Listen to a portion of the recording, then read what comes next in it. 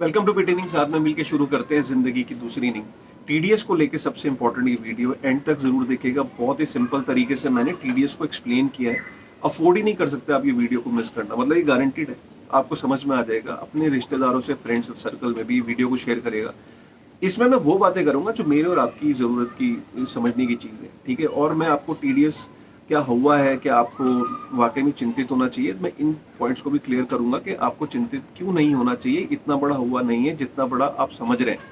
तो इसको इसलिए एंड तक जरूर देखिएगा और कैसे इस सिचुएशन को टैकल करना है वो भी कहीं ना कहीं मैं आपको हिंट दूंगा, तो ताकि आप बेहतर तरीके से अपने डिसीजन ले सके, ठीक है। टीडीएस होता क्या है? टीडीएस एक तरीके का एडवांस टैक्स है। गवर्नमेंट ने आपसे पहले ले लिया, मतलब आपके सोर्स पे ही आपका टीडीएस काट लिया गया।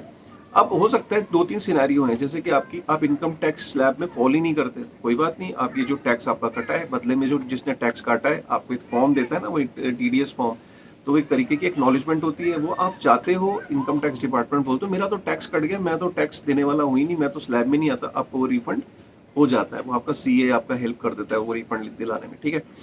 दूसरा सिनारियो ये कि आपका इनकम टैक्स सपोज बनता है 1 लाख रुपए, आपने 16,000 रुपए 15,000 रुपए पहले ही आपका टीडीएस कट चुका है, तो आप वो 15,000 रुपए अपने जब आप आईटीआर फाइल करते हो तो उसके अंदर एडजस्ट करा लेते हो, क्योंकि आपने ऑलरेडी पे कर चुके हो। तो जनरली इंडिया के अंदर जो सिनेरियो कुछ इस तरीके से बनता है कि लोग जनरली आईएनआर को एक्सचेंज में डिपॉजिट करते हैं और फिर अपना मनपसंद क्रिप्टो खरीदते हैं, ठीक है। तो सपोज करो किसी ने 1 लाख रुपए का आईएनआर एक्सचेंज में डिपॉजिट किया, 1 लाख रुपए का बिटकॉइन लिया, तो क्या उसे टीडीएस देना है? उसे टीडीएस नहीं देना है, क्योंकि अभी उसने बाय किया और बाय करके उसने होल्ड कर लिया है, ठीक है। अब सपोज करो यही बंदा 1 लाख रुपए का जो इसने बिटकॉइन खरीदा था, इसको 6 महीने बाद 1 लाख का ही सपोज करो वो बेच देता है। मैं कहता हूँ प्रॉफिट भी नहीं हुआ, 1 लाख रुपए का उसने 6 महीने बाद बेच दिया।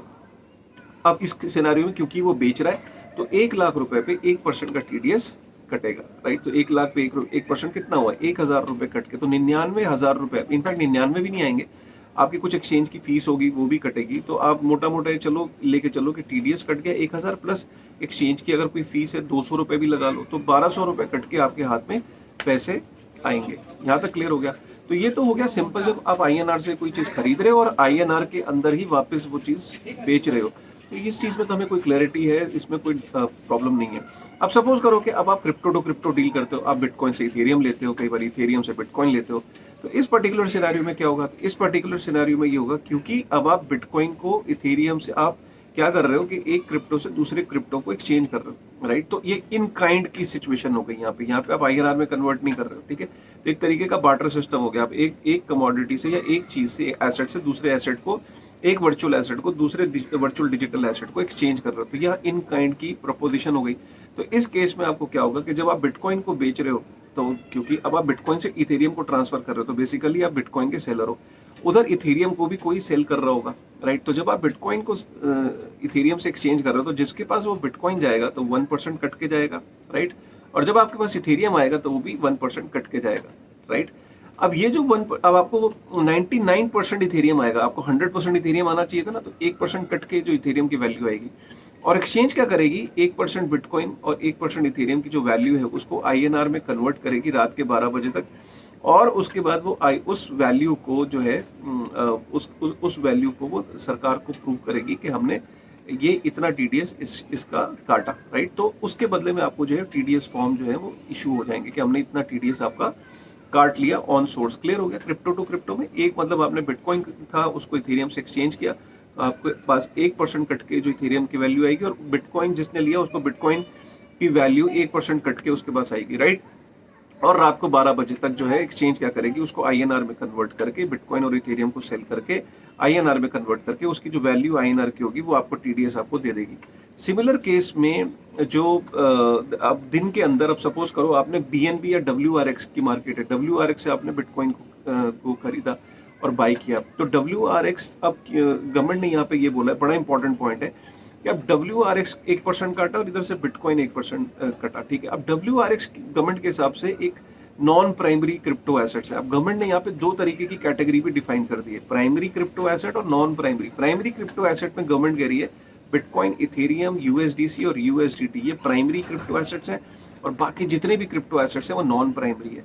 अब सपोज करो नॉन प्राइमरी क्रिप्टो एसेट में सरकार का ये कहना है कि आईएनआर की जो मार्केट है वो इतनी बड़ी नहीं होती बाकी जितने भी ऑल्ट कॉइन्स हैं। तो इस केस में क्या होगा कि जैसे ही कोई एक्सचेंज सपोज दूसरे ऑल्ट कॉइन्स के अंदर जब वो टीडीएस को काटेगी, जैसे सपोज WRX को काट लिया, तो उसको इमीडिएट बेसिस पे उसको बिटकॉइन और इथेरियम में कन्वर्ट कर लेना है।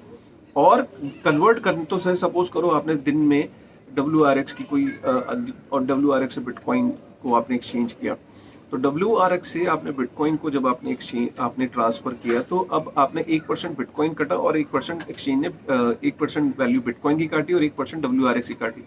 अब सरकार ये चाहती है कि WRX से जो 1% कटा है वो इमीडिएट बेसिस पे उसको प्राइमरी जो डिजिटल एसेट्स हैं जैसे बिटकॉइन है, इथेरियम है, इसमें वो कन्वर्ट कर दे और उसके बाद कन्वर्ट करने के बाद रात को 12 बजे जो है इसको सेल कर दे। ऐसा सरकार क्यों चाह रही है? ऐसा चाह रही है उनको, सरकार को ये कहीं ना कहीं रिसर्च से पता लगा है कि जो ऑल्ट कॉइन्स हैं इनकी वैल्यू ड्रास्टिकली गिर जाती है कुछ मिनटों में, कुछ घंटों में।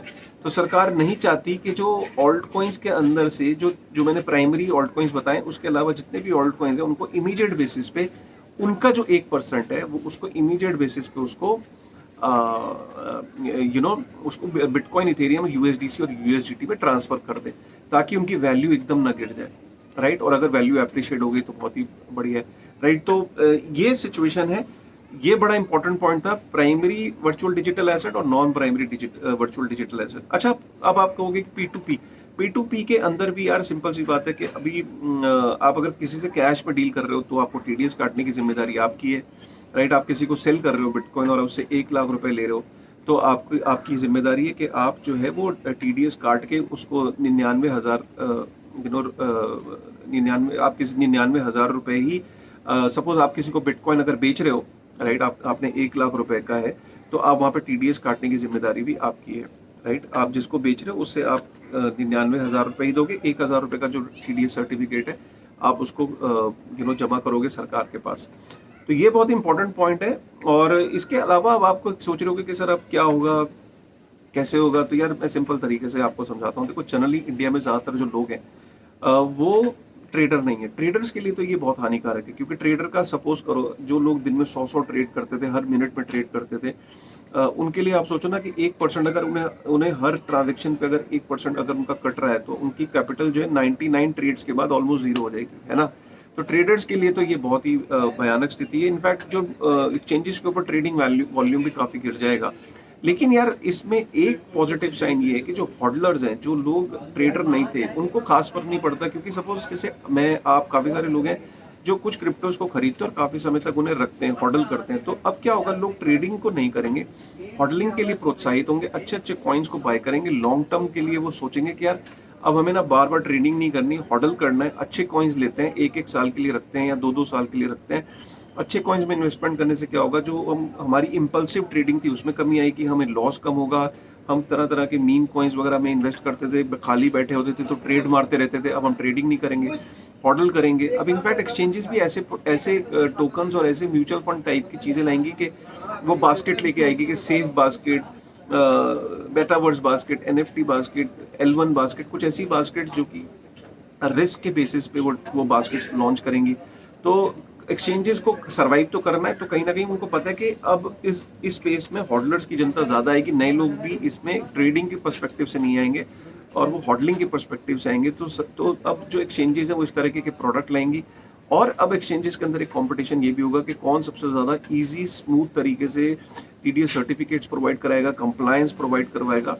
तो इस तरह की जो प्रोडक्ट्स हैं और इस तरह की जो सर्विसेज जो ज़्यादा बेहतर देगा वो एक्सचेंजेस लीड करेंगी, जो ज़्यादा बेटर कस्टमर सर्विस देगा वो लीड करेंगी।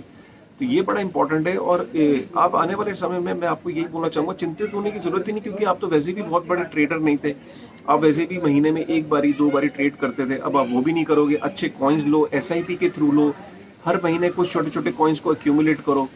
और छोटे छोटे कॉइन्स से मेरा मतलब है कि छोटे, वो स्मॉल कैप्स नहीं, बड़े कॉइन्स, फंडामेंटल कॉइन्स को आप बाय करोगे, छोटी छोटी इन्वेस्टमेंट करो और एक्यूमुलेट करते रहो क्योंकि बाय करने पे आपका INR से बाय करने में कोई TDS नहीं है। जब आप सेल करोगे और अगर सपोज आपको 2 साल बाद, 1.5 साल बाद आपको प्रॉफिट होता है और उसमें अगर आपको TDS या इनकम टैक्स जमा भी करते हो तो you have no choice right now, so you can't be a rebellion. आप ऐसे नहीं कह सकते नहीं जी नहीं, ये टैक्स नहीं दूंगा, या टैक्स वैसे भी तो आप देते ही हो ना अपनी नॉर्मल जिंदगी में भी। तो अभी ठीक है, rate of taxation is very high, इसके लिए इंडस्ट्री और स्टेक होल्डर्स आपस में बात कर रहे हैं। आपके लिए ये स्ट्रैटेजी होनी चाहिए कि आपको चिंतित नहीं होना है।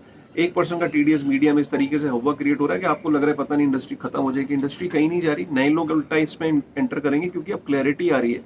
क्लैरिटी आने से नए लोग, नए मासेस एंटर करेंगे, बस वो ट्रेडर फर्टिलिटी एंटर नहीं करेगी। एक तरीके से ये फोर्स्ड इन्वेस्टमेंट चीज भी है कि आपको जो हम लोग समझाते थे कि यार ज्यादा ट्रेडिंग मत करो, कोई फायदा नहीं है, तो आपके लिए हम यही कहते थे कि हॉडल मतलब इन्वेस्टमेंट करो एसआईपी की तरह। तो ये एक तरीके की सरकार ने आपको फोर्स कर दिया कि अब आपको एज ए इन्वेस्टमेंट इसमें करना पड़ेगा। कहीं ना कहीं अच्छा साइन भी है, बुरा साइन ये कि इंडस्ट्री ऑब्वियसली डाउनग्रेड होगी, एक्सचेंजेस बंद हो सकती हैं, रेवेन्यू मॉडल गिरेगा, बहुत बुरा साइन है, ट्रेडर फर्टिलिटी के लिए बहुत गलत है।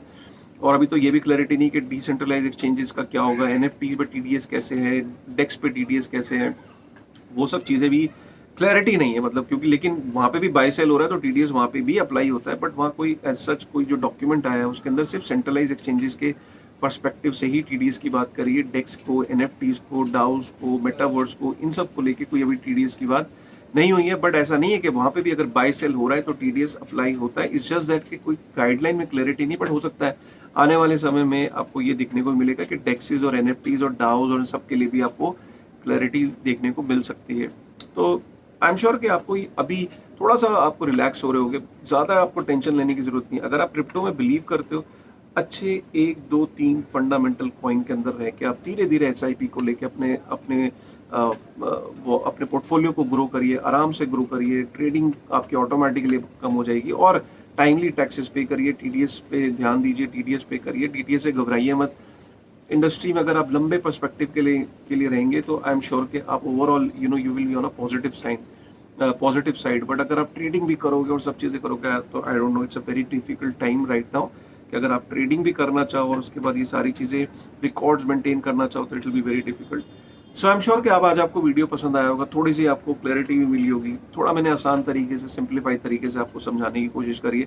वीडियो अगर पसंद आया तो प्लीज़ लाइक करेगा, सब्सक्राइब करेगा, कॉमेंट करेगा और प्लीज़ अगर मुझे आप ट्विटर पे फॉलो नहीं करते तो ट्विटर पे आप ज़रूर फॉलो करिएगा। So with this thought, thank you very much.